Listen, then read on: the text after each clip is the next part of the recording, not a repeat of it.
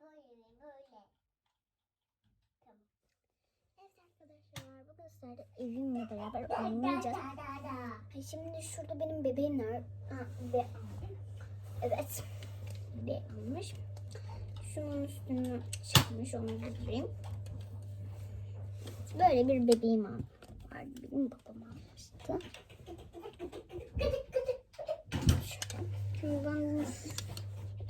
ben gel. Bu çamaşır makinesi düşmüş. Bu kare üst için, üçgen altılar için. Altıları biraz kır. Bugün bebeğimi okuluyor. Şimdi bebeğim çarşıya çıkacak. Ayakkabıları şöyle toplu. Bir saniye göstereyim hatta. Şöyle detaylı göstereyim. Avra çektir. Ben tabancamı gösteriyorum. Bak. Şöyle. Ne yapıyorsun? Dur git. Bir tabancam şöyle.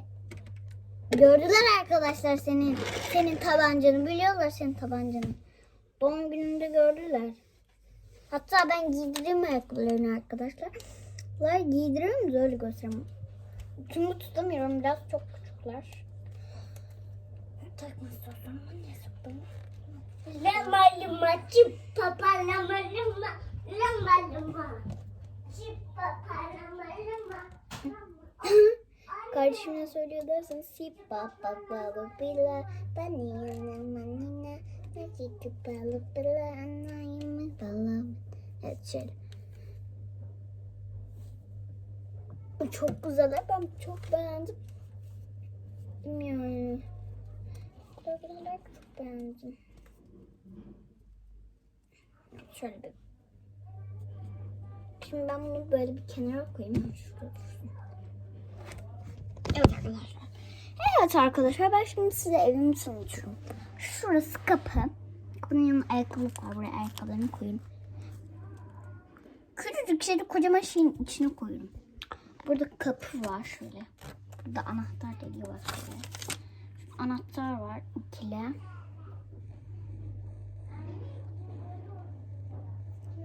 Şöyle ikili. Sonra ben bunu alıyorum bebeğin yerine. Böyle sokarım. Böyle de anahtara göre derdim. Şimdi böyle asıyorum.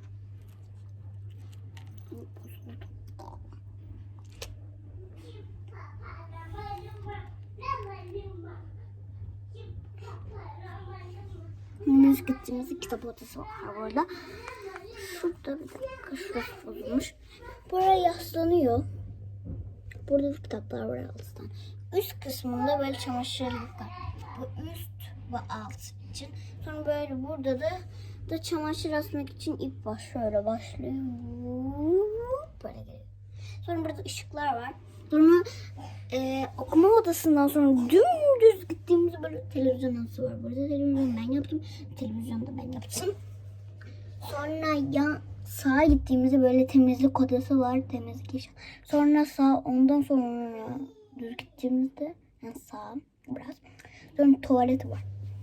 Bu hem duşakabin hem de çeşme olarak kullanıyorum. Bunu sadece tuvalet var. Sağa döndüğümüzde orada.